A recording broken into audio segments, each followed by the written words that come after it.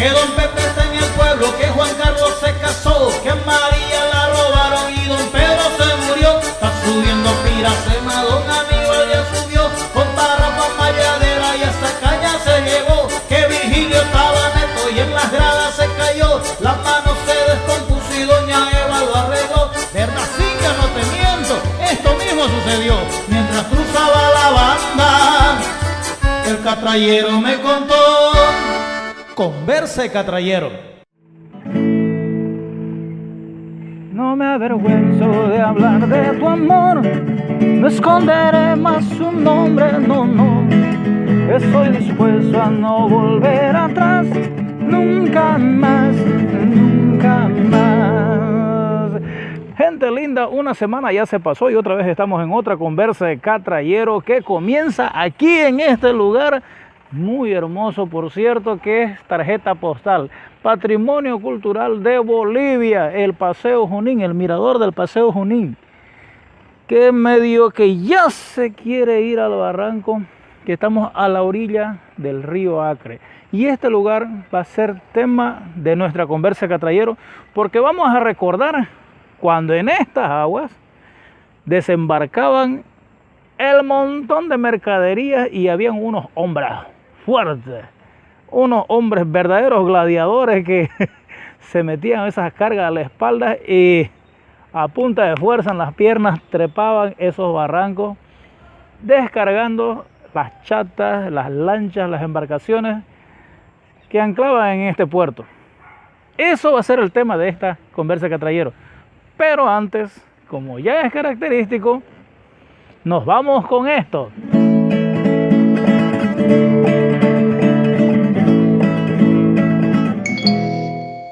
Usted tiene un nuevo mensaje de Dios. Y creó Dios al hombre a su imagen, a imagen de Dios lo creó, varón y hembra los creó. Y los bendijo Dios y les dijo: fructificad y multiplicaos, llenad la tierra y sojuzgadla, y señoread en los peces del mar, en las aves de los cielos, y en todas las bestias que se mueven sobre la tierra.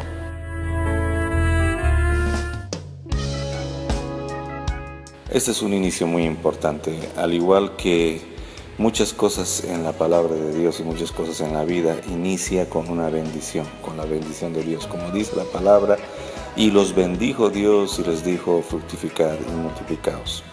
Esa bendición permite y le da la capacidad al hombre de poder dar fruto y de poder multiplicarse, no solamente en un sentido tal vez espiritual, sino en un sentido biológico. En ese entonces era necesario que las personas se multipliquen, y eso es lo que Dios les está mandando, y esta es parte de lo que es conocido, le llamamos como mandato cultural. Es un mandato tan fuerte dado a todos los hombres a través de Adán y Eva, en los cuales en el mandato en el cual estaba implícito lo que era el sojuzgar la creación. Y el sojuzgar la creación o el señorear sobre la creación tiene un carácter muy distinto a lo que la mayoría a veces se entiende, que es aprovecharse o sojuzgar con violencia o simplemente enseñorearse, pero con el fin de lastimar, de dañar o hacer menos aquella creación. Pero cuando Dios habla de señorío, de sojuzgar y de liderazgo, prácticamente Dios está hablando de un enfoque de liderazgo totalmente distinto al común, al que vemos tal vez casi siempre en la sociedad. Dios está hablando de un liderazgo que implica el cuidado. Dios está hablando de un liderazgo que implica la administración correcta de los recursos naturales. Por eso es que cuando Dios da este mandato cultural, está viendo a futuro, está viendo todo lo que el hombre iba a formar, a crear, a estructurar, pero también sabía que el hombre tenía que ser fiel a este mandato para poder hacer que su aprovechamiento de la naturaleza sea algo que pueda ser sostenible. De lo contrario, el hombre estaría cavando, como hemos estado haciendo, su propia tumba. en la misma tierra. Por esa razón es importante hoy día tomar conciencia. Yo sé que la mayoría de nosotros dice, bueno, pues sí, pero ¿de qué sirve que tengamos conciencia si aquel tiene su fábrica, si aquel echa desperdicios, si este otro hace todo? Al igual que muchas enseñanzas o la mayoría de las enseñanzas de la Biblia, tendemos siempre a ver la paja en el ojo ajeno. Pero hoy día te quiero desafiar a que tú puedas ver y revisar qué es lo que tú puedes hacer. Porque este mandato fue dado a toda la humanidad. Y obviamente siempre vamos a querer que el vecino sea el que cumpla y no nosotros, pero hoy día el desafío es sí, ¿qué es lo que nosotros podemos hacer para poder obedecer este mandato que Dios nos ha dado? Señorear sobre esta creación, administrarla, cuidarla. Cada uno de nosotros puede hacer su parte, cada uno de nosotros puede poner su granito de arena. Todos podemos marcar la diferencia, pero no en conjunto quizá, pero con que uno comience a hacerlo, ya comienza a establecerse un cambio, una transformación en toda una sociedad. Te animo a que este día puedas tú obedecer a ese gran, hermoso mandato cultural.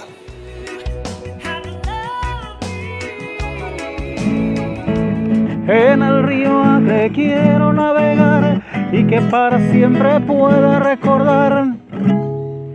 La verdad que en este río hoy día ya no da para navegar mucho que digamos. Ya el caudal, la profundidad del río ya no deja que uno pueda navegar propiamente. Pero hace muchos años atrás, hacen bastantes años atrás, sí daba para navegar. Y no solo daba para navegar, como que llegaban grandes embarcaciones. Grandes embarcaciones que traían mercadería y llevaban mercadería.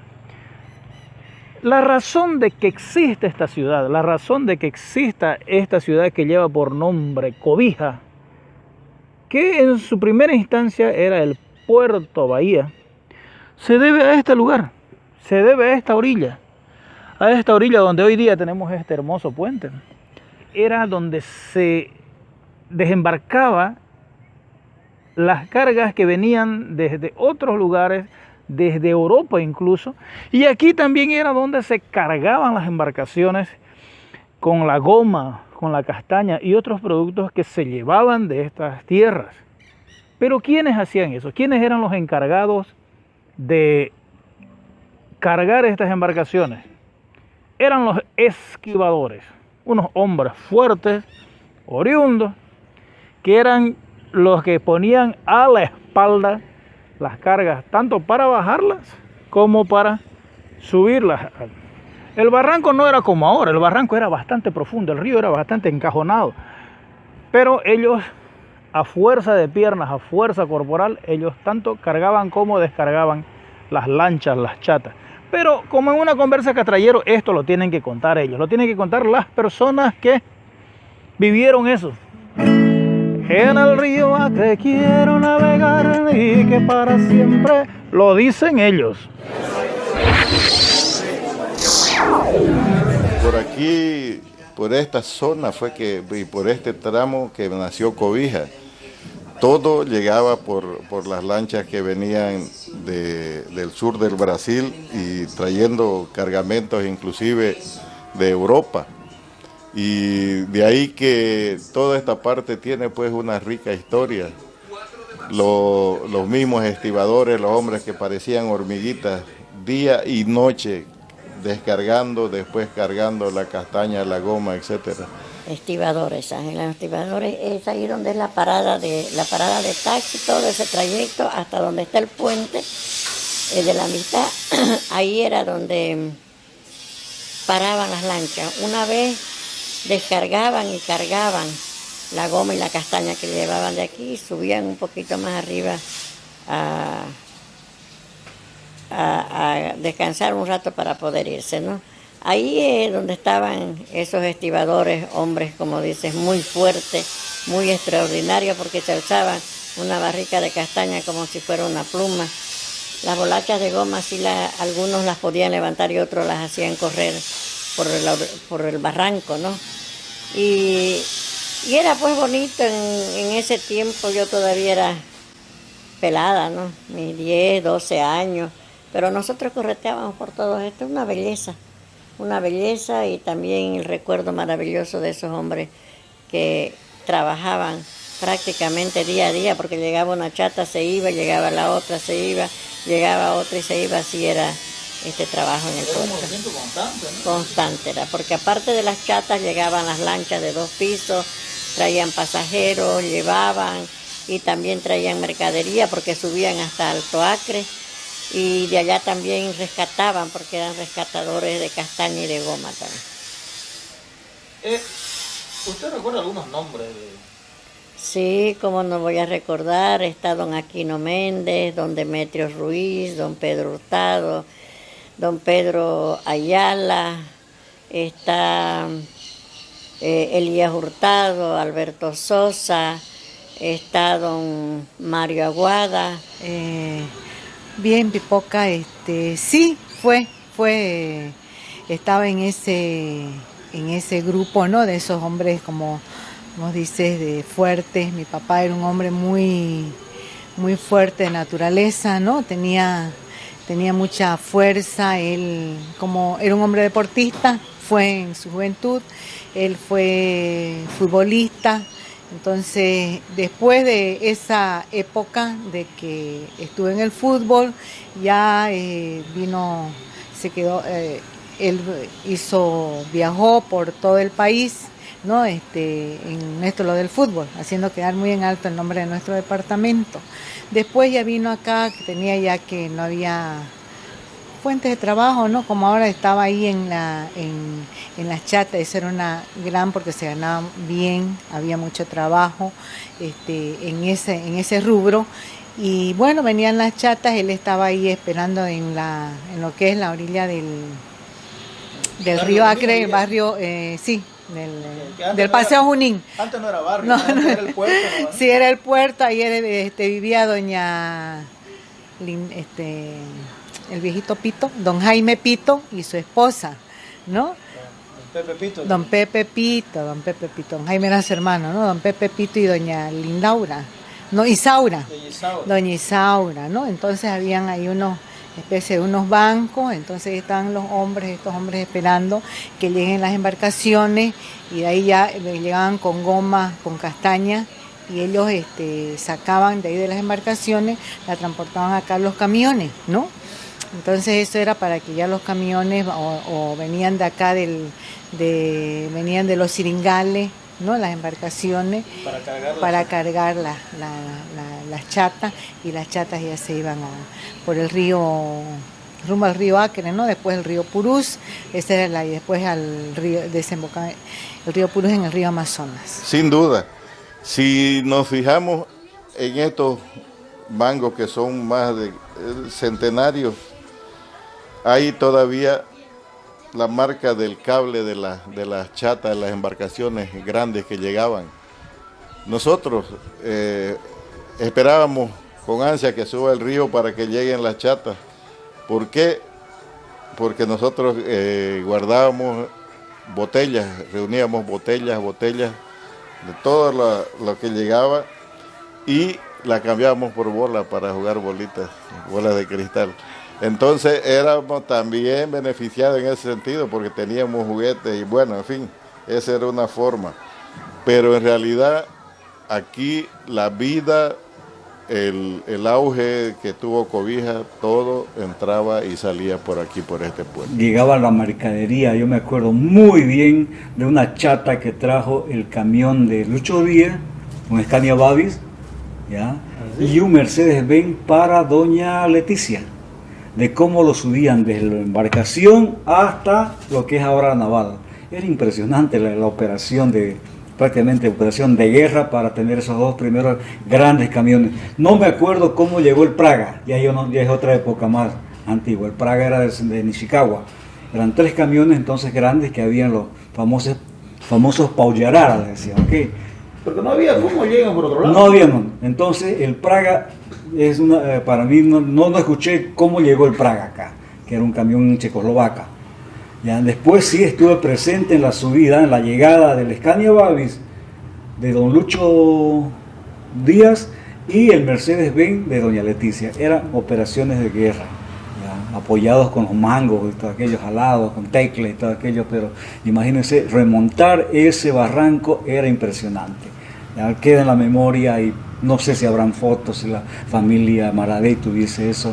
Sí, contaban los moradores de ahí que esos mangos eran pues como para eran precisamente eran como se llaman ahora eran los muertos, ¿no? Los muertos son las maderas que le ponen al frente del guinche para que el guinche tenga en qué jalar, para apoyarse, para jalarlo, y los mangos eran justamente los muertos. Y entonces el tecle y el guinche o del camión, él venía subiendo hacia aquel barranco, apenas se le ponían tablones para regularizar la superficie, pero ahí se venía el camión ya, con el guinche. De esas dos operaciones las tengo muy presentes. Me gustaría ver... Si se cuenta que los esquivadores ellos metían las cargas a la espalda y era... sus cangallas de paja, de paja, ¿no? Y Cotencio. Al que le decían Pedro Pecho, que es Pedro Parada, y habían dos hermanos sobrinos que los nombres, los Gasolina, que no recuerdo sus nombres. Después también había otro señor Turno, que también no recuerdo su nombre, sino su apellido. Tenemos también, eran como 15 estibadores, ¿no? Los que siempre estaban aquí.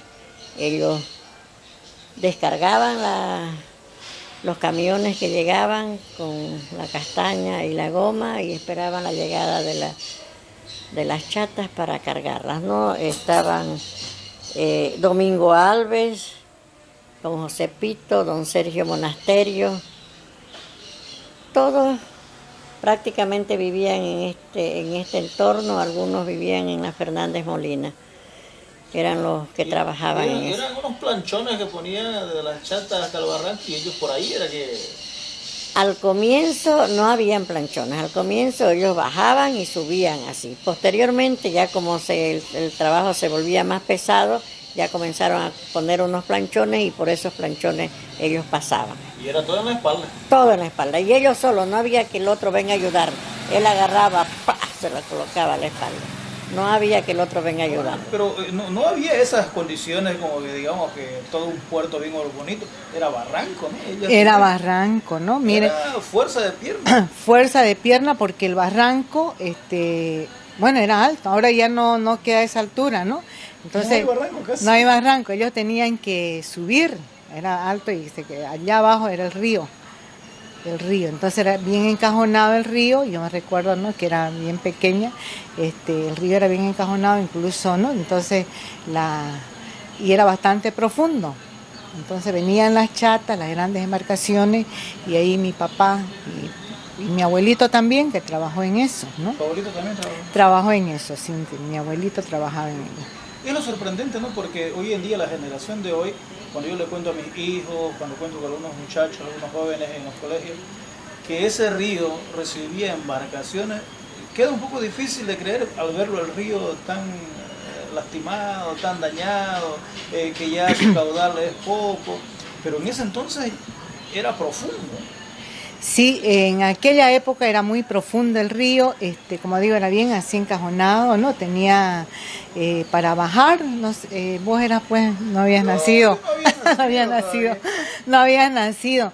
Tenía para cruzar al otro lado a Brasilea, ¿no? Teníamos que bajar hacia unas gradas. Era bien empinada las gradas. Y luego ahí venían las embarcaciones. Bueno, y mira, yo recuerdo cuando yo vagamente recuerdo de que esas eran grandes embarcaciones, tenían de un todo, se veía muy bien organizado, no era, puede ser que hasta eran embarcaciones de lujo, si bien eran de trabajo, pero también se notaba en las habitaciones que tenían para la gente, que eran los camarotes, eran muy bien acondicionados para que la gente pueda tener un buen descanso, ¿no? Tengo entendido que llegaba mercancía de calidad también, ¿no? Porque llegaban telas hermosas, perfumes y todo eso. Claro, en aquella época dio el puerto libre, también había. el puerto libre que se denominó, ¿no? Y mediante la aduana, que es ahí donde hasta ahora sigue la aduana, entonces pasaban por la aduana, se aperturaron muchas tiendas, habían la Facoimpex, la Contex terminaba, ¿no? Que gente extranjera y gente del interior también vinieron a abrir sus tiendas. Por ejemplo, mi bisabuelo, por parte de mi abuela, don Alejandro Rogerio, que es un turco, un árabe, un libanés, no era libanés de esa, y vino y él tenía aperturó también ahí su tiendita, todos los que vinieron, ¿no? Aperturaron su comercio, ¿no? Mi abuelo primero acá en Cobija y luego se fue a Brasilea. ¿Cómo era el nombre de su abuelo? Alejandro Rogerio. Don Alejandro Rogerio. ¿Su papá era Mario? Mi papá Mario. Don Alejandro Rogerio era papá de mi abuela, doña Leondina, más conocida como doña Nené. Doña Nené de Aguada, ¿no? Leondina Rogerio, cabello blanco, ¿no? Doña Leondina Rogerio de Aguada. Y mi papá era hijo de doña Leondina, ¿no? Fueron cinco hijos que tuvo mi abuelita. 4 varones y una mujer. De los varones, mi papá era el mayor, era Mario, Hernán, Pedro, Ofelia y Humberto. Y toditos fueron criados con esa espalda que con esa espalda, ¿no? De mi abuelito. Sí, pues, y aquí mi abuelita. No Méndez vivía allá al fondo, porque allá vivíamos nosotros también. Don Josepito aquí cerca del Mirador. Don Pedro Hurtado aquí cerca de la Naval. Don Sergio Monasterio en esta calle, creo que Cochabamba, quizá que esta parte de aquí de atrás. Como le decía, Pedro Ayala, Pedro Parada, eran en la Fernández Molina, don Mario Aguada era casi en este distrito número 1, pero aquí cerca nomás por donde era la cancha de fútbol. Don Mario Aguada es el papá de don Mario Juan Aguada, ¿no? Exactamente, su papá era un señor bien fornido, blanco, bien colorado. Bien. O sea, y hay, por ejemplo, el Pedro Ayala, su hijo trabaja en Radio Fide. Él tiene un hijo que trabaja en Radio Fide, sí. A veces los nombres se le van pues a uno, ¿no? Claro. Pero uno recuerda a las personas. El catrallero me contó, converse catrallero. El alcalde Gatti y todo el gobierno autónomo municipal de Cobija realiza trabajo coordinado con los vecinos del barrio Bellavista, viendo de cerca las necesidades y proyectos que lleguen adecuadamente en beneficio del morador. Uno de los barrios más antiguos y es bueno porque primer alcalde que se preocupa por los barrios en venir a hacer proyectos por los barrios y interesarse de las necesidades de los barrios, porque ha ido por casa en nuestro barrio y eso es bueno porque así se ven las necesidades realmente. Agradecerle al alcalde por estar participando aquí con cada uno de los vecinos, siempre lo está haciendo, ¿no? Bellavista acá sabemos que hay necesidades. Yo decirle aquí a la vecina que está ya garantizado ese proyecto de poder entrar a todo el barrio y poderle darle agua potable. Tenemos también para todo Cobija luminarias LED para que le dé más seguridad, para que tengan más alumbrado, para que todas las calles estén iluminadas y así vamos a empezar a trabajar en los diferentes barrios. El gobierno municipal cumple con los vecinos con el proyecto Gatti en mi barrio. Por Cobija, vamos todos. We don't need no education. We don't need no drugs control. Ajá, ¿se acuerdan de eso? Era en mis tiempos cuando yo tocaba con tumbao con sabor. Porque yo lo tocaba hasta con L4, me acuerdo de esos tiempos. Pero también me acuerdo que yo llegué a ver una de las últimas lanchas partiendo de este lugar y después nunca más volví a ver una lancha. Nunca más. Yo llegué a escuchar todavía los pitidos esos que se escuchaban a kilómetros y nunca más. ¿Qué pasó? ¿Qué pasó con este río? ¿Por qué es difícil hoy día creer que en este río navegaban esas grandes lanchas de 2 pisos, bonitas, hermosas, lujosas? ¿Qué pasó con esto? Vecinos de ahí del puerto, del antiguo puerto, y contaban cómo los esquivadores hacían sus proezas para subir barrancos, descargando las lanchas, las enormes chatas que venían. Pero ¿por qué no pueden llegar chatas hoy en día aquí a Cobija? Primero, por la carretera. Okay, pero antes de la carretera se hizo impracticable la navegación en el río Acre, justamente por la sedimentación del fondo. El fondo, si usted observa fotos antiguas, usted ve las escaleras en ambos lados, pero así, muy profunda. Entonces, cuando llenaba el río, el cajón era más estrecho, entonces el fondo era más profundo. Ahora, con todos estos procesos de cambio de uso de suelo, todo lo que era monte se hicieron pastizales. Si vino a la orilla del río, pero si usted navega el río Acre, aguas arriba y aguas abajo también, porque afecta brutalmente Chapurí y Río Branco, pero toda la orilla del río Acre está desmontada. Entonces hubo el cambio del uso de suelo, ¿ya? Y lo que sería protección natural, que son los árboles, se hicieron pastizales. Y los pastizales, en cuanto no crece, tierra. Entonces viene una lluvia fuerte, lo barre y todo el fondo, todo el material de arrastre se va al fondo y el fondo va subiendo. Sin duda, era mucho más profundo, el barranco era mucho más hacia allá, ahora se ha desbarrancado harto.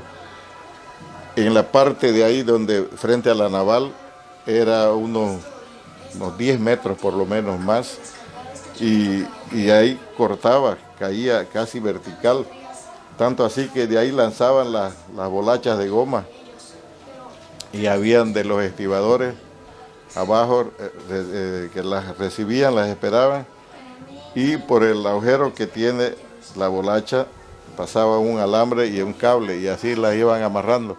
Y esas bolachas iban flotando en los costados de las lanchas, no las cargaban, solo cargaban la almendra, y la almendra, por ejemplo, en las chatas que tenían su casco hueco abajo, eso ellos llegaban y la soltaban, o sea, la almendra iba suelta, no iba en las bolsas, y ellos, los estibadores, vaciaban y regresaban con sus bolsas vacías.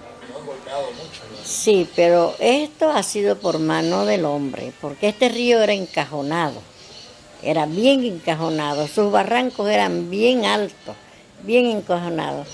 Comenzaron a desforestar las orillas de los ríos, entonces se fue llenando de arena y este río se ha ido desplayando.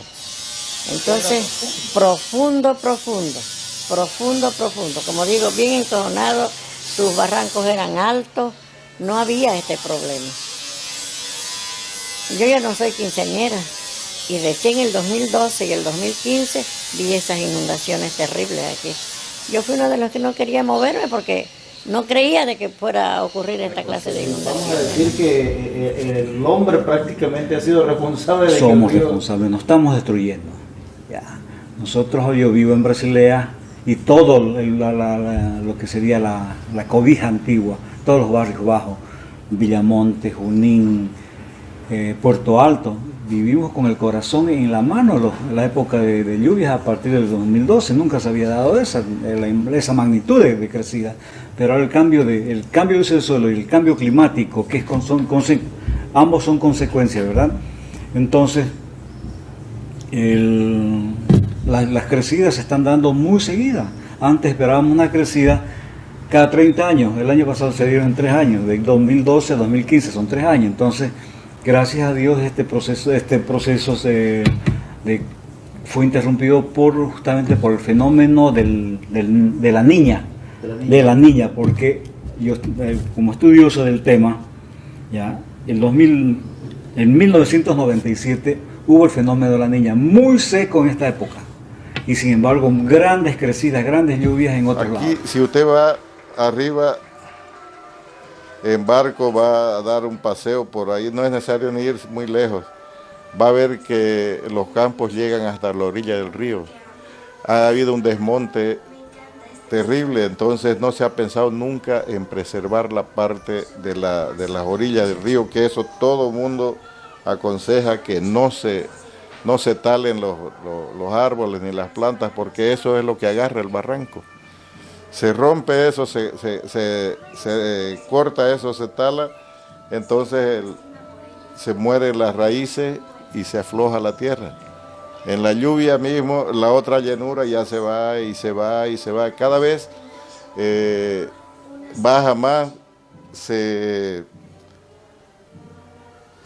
taponea más el río, porque la sedimentación es natural, pero si no hay quien agarre la tierra, ahí sí que se acelera. Me mostraba nuestro amigo Cuco Pérez, por ejemplo, una planta de cinini que antes estaba a nivel de barranco, pero ahora está abajo. Ok, eso es consecuencia justamente del monte, porque la agresividad de la corriente, que ya no tiene quien defienda del barranco, ya se viene arrastrando todo, ¿verdad?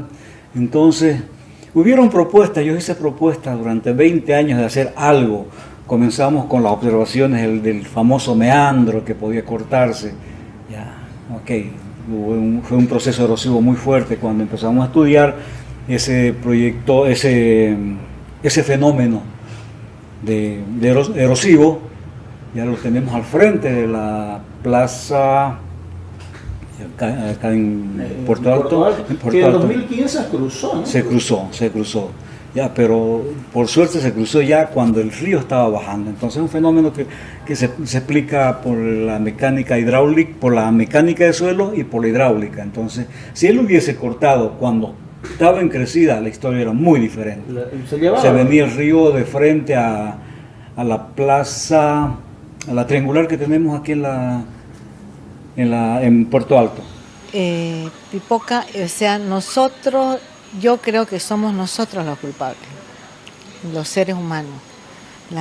¿Por qué? Porque no cuidamos nuestros recursos naturales, no cuidamos la naturaleza, el medio ambiente, ¿no? O sea, Dios nos dio, esto es como una casa mayor para que vivamos, para que lo cuidemos, pero nosotros somos malos administradores, no sabemos cuidar.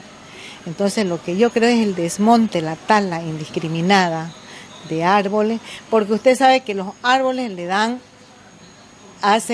absorben la humedad, el agua, ¿no? Entonces, que ahora no hay nada, o sea, viene el agua arrasando, no hay dónde detenerse, no hay quien absorba, no hay esos árboles que antes había, que hay. Entonces lo que nosotros debemos hacer es cuidar lo poco que queda, porque si no cuidamos ahora lo poco que nosotros tenemos en nuestros recursos naturales, después no va a haber qué le podemos ofrecer a nuestras generaciones futuras. ¿Y la factura está llegando? Está llegando. Mira, ahora tenemos unos vientos huracanados, inundaciones, y que nos causan mucho perjuicio, ¿no? Mucho perjuicio a nuestra ciudad, a los pobladores, a los ciudadanos de esta ciudad. Se puede.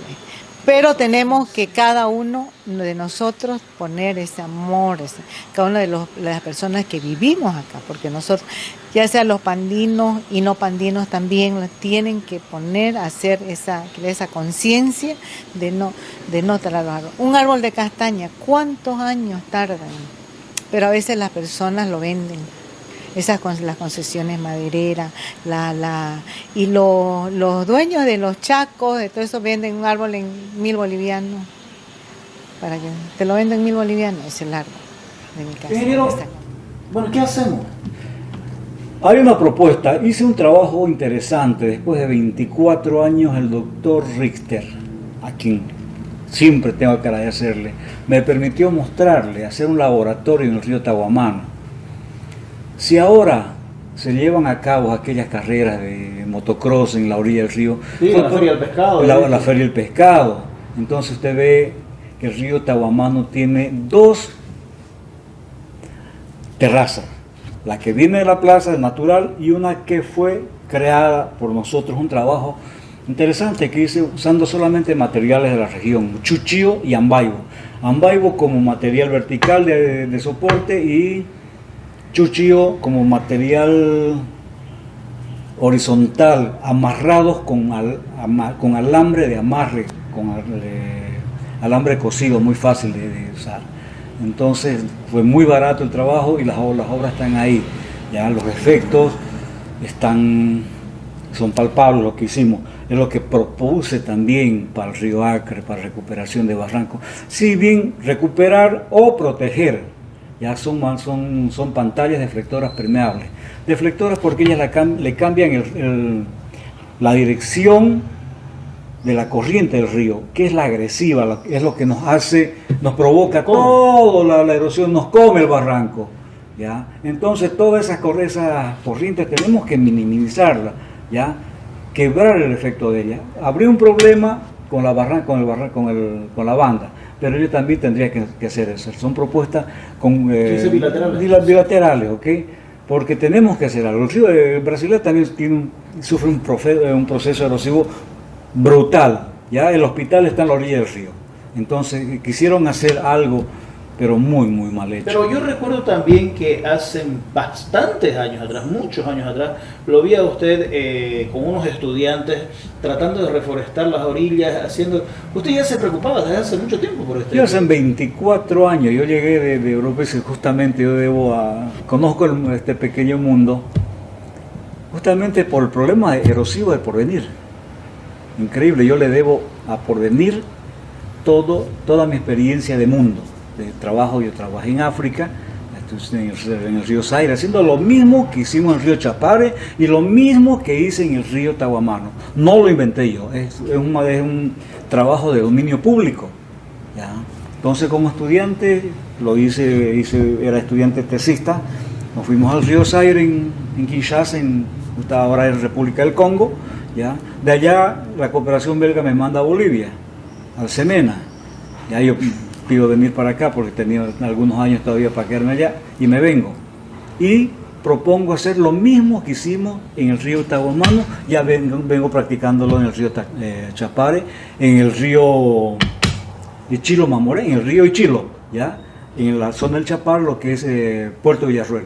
Puerto Villarruel lo salvamos con este tipo de obras, baratas, ¿ya? Y muy práctica, ¿ya? Entonces con ese ejemplo vine y lo apliqué en Porvenir y ahora me gustaría mucho, de verdad que hacerlo en Cobija, porque somos querendones de esta tierra. Hace poco hemos cumplido 112 años de creación de Cobija, pero Cobija no tendría razón de existir si no hubiese sido por ese puerto. Por ese puerto, y no hacemos nada por conservarlo. Y me preocupa que se está desapareciendo. Recuerdos maravillosos, porque los recuerdos te dan vida, te dan alegría, te dan felicidad, porque recordás todo lo bueno de este hermoso barrio, ¿no?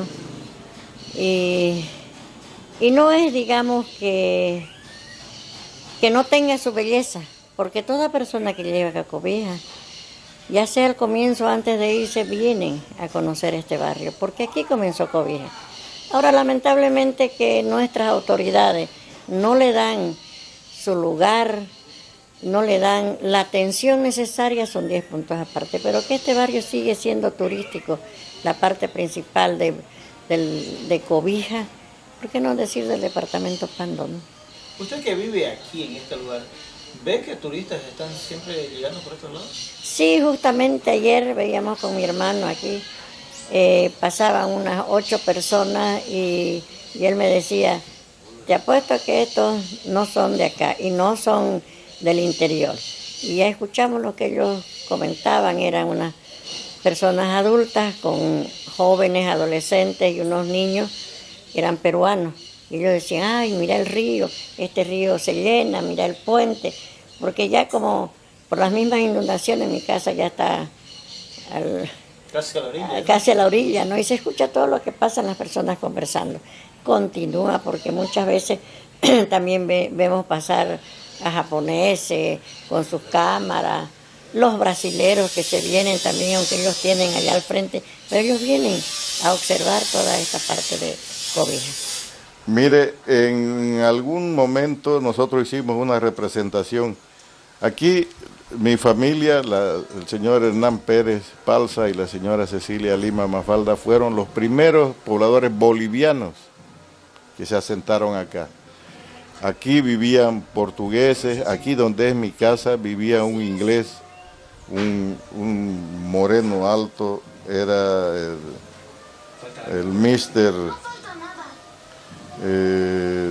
ya se me fue el nombre, pero acá al lado vivía el doctor Torres, acá era el señor Tomé, el padre de la casa Castro, más allá don José Gordiño, que le decían, era otro portugués también. Un poquito más acá de la casa de mi hermana vivía doña Leticia Oporto, que su esposo era un señor portugués también, que falleció ahí. Si mal no recuerdo, era abuelo del ingeniero Adolfo Mejido. Y ¿Los primeros bolivianos fueron ustedes? Los primeros bolivianos fuimos nosotros, o sea, mi padre y mi madre. Ellos fueron los primeros, por eso nosotros en algún momento le sugerimos al Consejo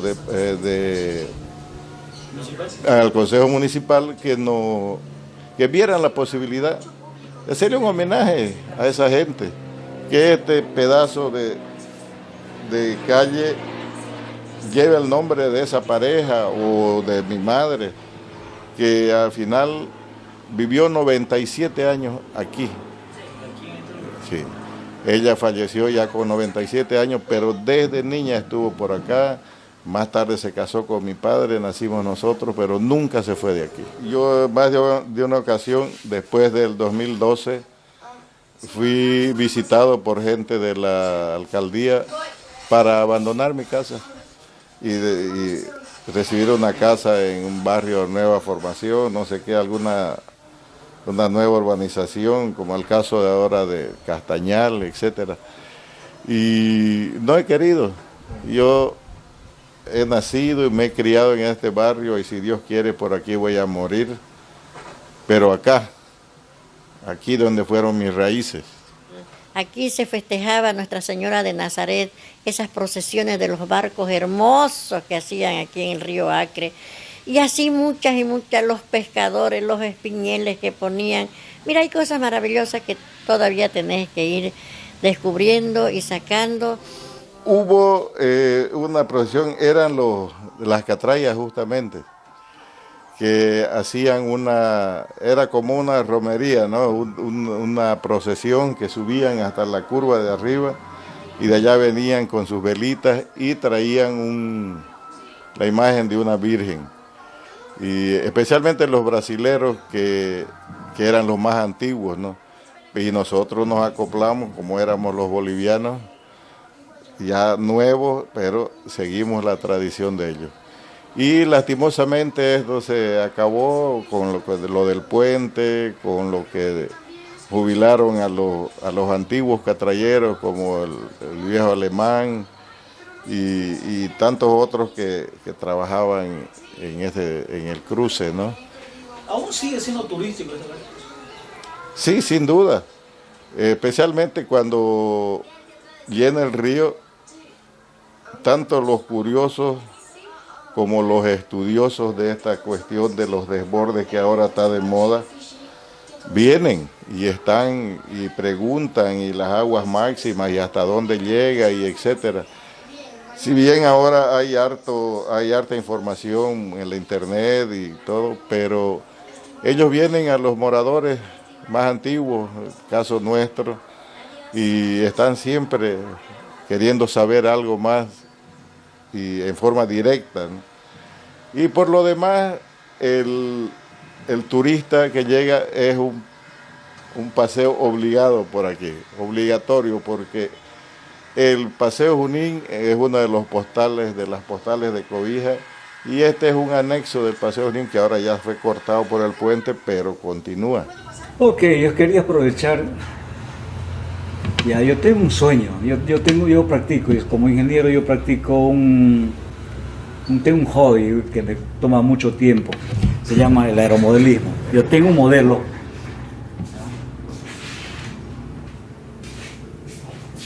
Un hidroavión, yo fabriqué un avión. Mi sueño es volar en el río Acre, atravesar el puente, y ya tengo tengo los aviones, pero sí me está faltando material para hacerlo volar. El motor es muy caro, el radio lo tengo, pero no es suficiente la capacidad. Me gustaría hacer una campaña, Pipoca, ¿ya? Para recuperar, darle importancia a nuestro puerto. Usted verá luego el tamaño del avión que tengo. Entonces, este es el tipo de avión que yo quiero volar en el río Acre. Ya tengo toda la parte de ingeniería, ya lo tengo hecho, ¿ya? Y me gustaría, a ver si usted me apoya, recuperar la zona del río Acre. Pero es que no solo lo apoyo, como que quiero comprometerme, porque ¿cuál es el tema? Estaba yo hablando con doña Nancy, con Cuco, moradores, me decía Cuco, mis padres fueron los primeros bolivianos a vivir ahí en el puerto, claro, en esa orilla. Y o sea, ellos han visto mucha historia, han presenciado todo este proceso de cómo se ha ido perdiendo toda esa parte histórica de nuestra ciudad, porque como le vuelvo a repetir, no tendría sentido Cobija si no fuera por ese puerto. Claro. Pero ahí nacimos. Y es precisamente eso lo que está a punto de desaparecerse, si no hacemos algo urgente. Y no solamente en su parte como ingeniero, como personas estudiadas que conocen del tema, pero también como seres humanos, ¿verdad? Hay una parte de conciencia que deberíamos tomar todos los seres humanos. De eso se trata, ¿ya? Recuperemos el río Acre. Me gustaría mucho trabajar en esa zona. En las brisas hace mucho tiempo yo vengo trabajando, vengo cuestionando, vengo queriendo hacer algo, pero mientras no haya un muerto, no creo que no vamos a avanzar. Ya le demostramos en Porvenir, si quiere, vamos a hacer una visita a Porvenir, hagamos algo, mano de obra, estamos en crisis, ¿ya? El material que se usa para hacer este tipo de obras es natural, todo lo que se encuentra en la orilla del río, ambaibo, como madera rolliza, chuchillo y bambú. Para recuperar no lo inventé yo, eso ya se practica en muchos lados. Funciona, ¿ya? La feria del pescado y el motocross están funcionando en esa zona porque fue un trabajo que hicimos, ¿ya? Efectos de aquello. Si pudiéramos hacer lo mismo que usted podrá ver en las imágenes que debo pasarle luego, si hacemos el mismo trabajo en una terraza, esta es la primera fase, primera terraza, aquella parte donde usted puede observar la cosa. Si se puede hacer el mismo trabajo sobre esa terraza, vamos a tener otro nivel de aprovechar lo que son las crecidas del río. Crece el río Acre, nos permitirá hacer mejores trabajos porque él crece y baja en el día. En la semana tenemos una crecida, al día siguiente usted lo ve el río que está subiendo y al día va. Ya, desgraciadamente. El río Acre tiene una particularidad que parece que tiene sifón, ¿no? Porque él sube y parece que le da una descarga y él se va, ¿ok? Y ese es el problema que tenemos. Cuando usted está con las aguas altas, ¿ya? Y empieza a bajar, entonces el material que estaba empapado ya no tiene soporte, entonces cae y se va. Ahí está el efecto de sedimentación del fondo del río. Por eso no tenemos embarcaciones. No hablemos de chatas, son simplemente de los batelones, que eran embarcaciones mucho menores que las chatas. Sí. ¿Ya? Que los batelones hacían el trabajo ribereña ya le llevaban material a todos los comestibles, a todo. ¿Ya? Ahora solamente usted ve las canoitas, los pequepeques y todo aquello. ¿Ya? Pero no hablemos de chata, hablemos de los batelones, que el río Acre, lo que era Brasilea, ¿ya? Estaba colmado de batelones. ¿Ya? Y me acuerdo muy bien de una chata, no sé si acuerda usted el nombre, Itamaratí. Ella se llevaba miles y miles de barricas de castañas, ¿no? Se llevaba hasta Belén, hasta Maná, Belén. Es como el otro día charlábamos con mi hermano, él ha construido una casa por cataratas. Y yo le digo, bueno, ¿y por qué te venís todos los días, estás por aquí? Ah, me dice, ay, por aquí está enterrado mi ombligo. El catrayero me contó, converse catrayero.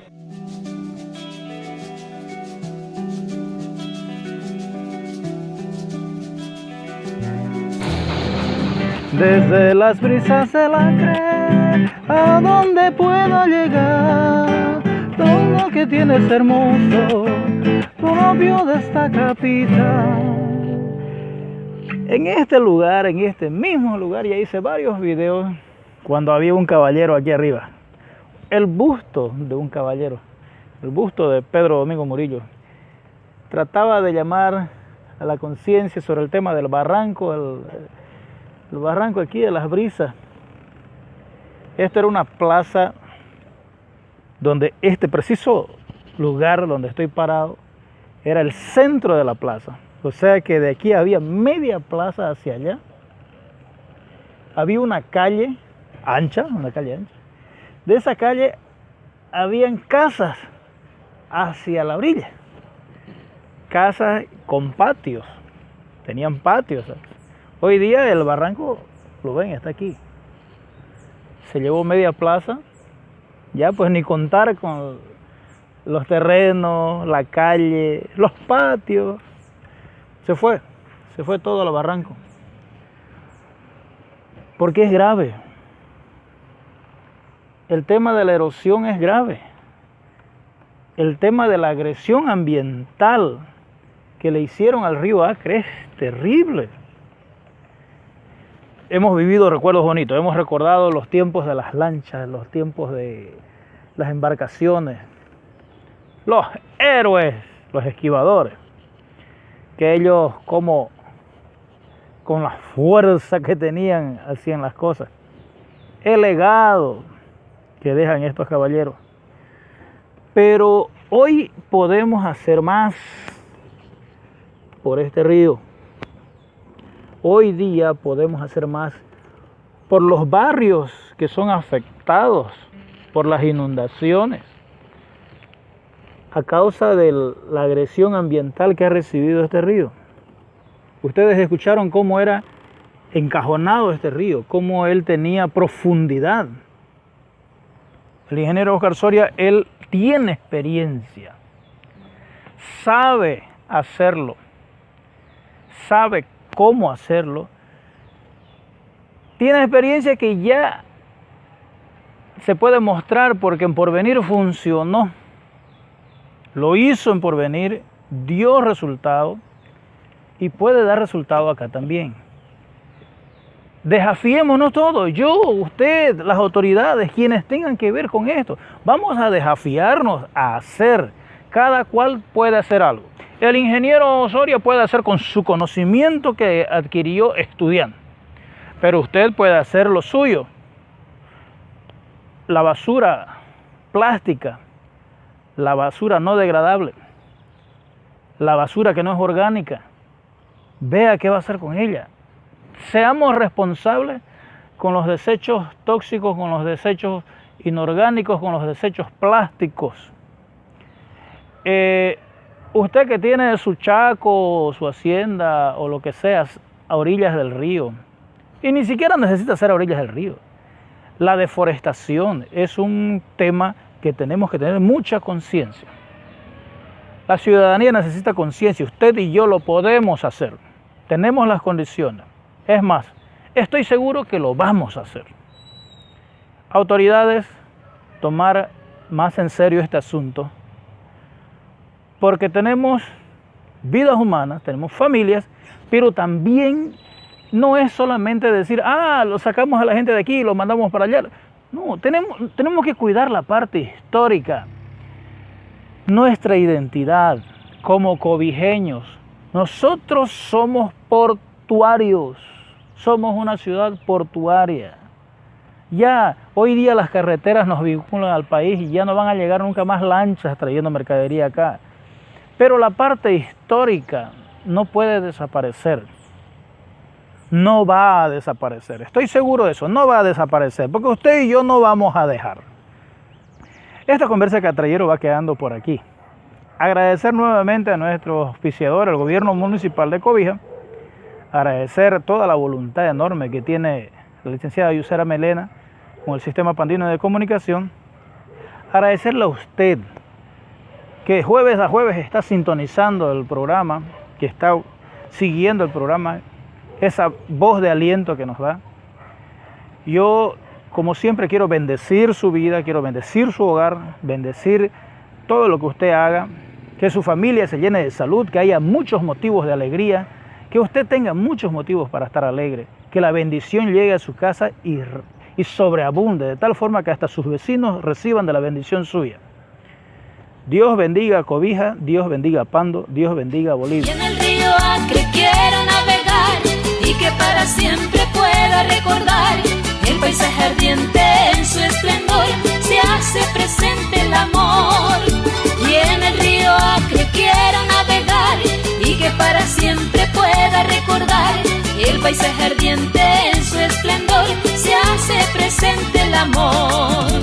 Progreso sin par, anhelo tener y desarrollar un nuevo amanecer. Progreso sin par.